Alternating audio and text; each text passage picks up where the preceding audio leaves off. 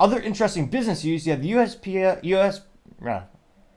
one of those things where if you take the moment to subscribe, it very well may assist in my speaking ineptitudes. Truth be told, believe it or not, when I first started the show, I had a lot more errors. I would stumble over words even worse than now. I would speak a lot faster, believe it or not, and I mispronounce a not insignificant number of things.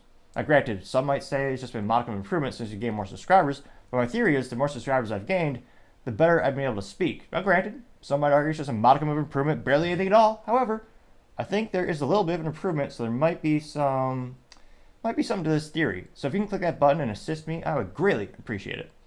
So again, as I attempt to speak today, it is other interesting business news. You have the UPS winning the post service contract, taking it away from FedEx after more than 20 years, which I can't but wonder how bad that sales rep has to feel, because I don't want to say they're fired, but they're going to be let go.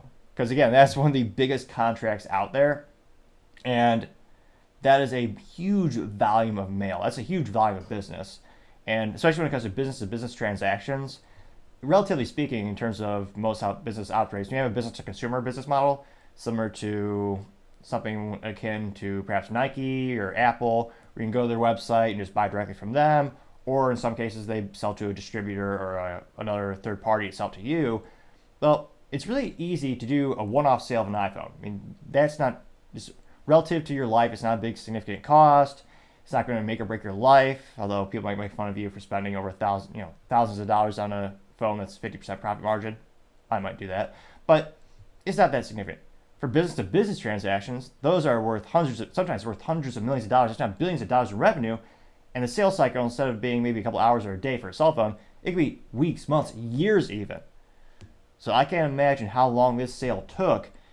And man, talk about a fascinating interview. That UPS rep, because again, you have a whole team when it comes to business sales more often than not.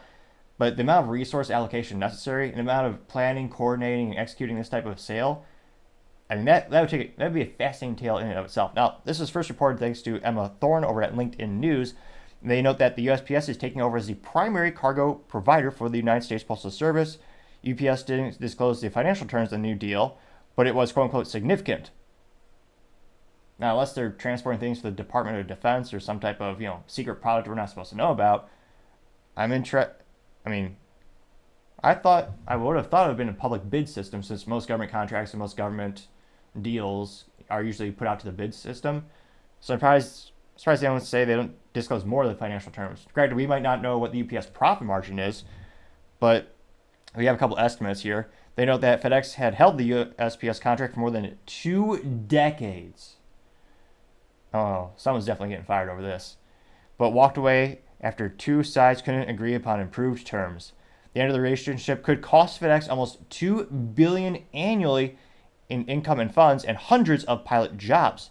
The carrier will have to reduce their air capacity, which some might say is beneficial in the medium term, according to some analysts, because, again, in the short term, that does reduce your costs and make the company more profitable if you're able to just slash a bunch of pilots are not cheap. They're very necessary for now until the drones take over everything and the computers, but it's something you can get off the balance sheet in the short term and pump up the stock and make it look relatively good. Now, again, I'm not sure how this is going to play out for them long term. It'll be interesting to see. I suspect UPS will make a fair profit on this type of transaction. And interestingly enough, they don't actually tell us the duration of the contract as I scroll through more and more. Let's see here. It looks like in terms of historicals, one of the comments notes that USPS payments to FedEx shrank to about $1.7 billion in fiscal 2023, down from $2.4 billion during the fiscal year ended in 2020. So it is looks like it's on the downtrend. Now, that being said, one of the biggest competitors people keep forgetting about is Amazon. They own their own airplanes. They own their own infrastructure. And they're going to be taking over more and more. I suspect in our lifetime, it might make sense to spin that off into an independent subsidiary or independent business, especially if the government starts to crack down and if they start to perceive Amazon as a monopoly and they start to try to break it up. That wouldn't be inconceivable. But As always, let me know. It'll be fascinating to hear what you have to say.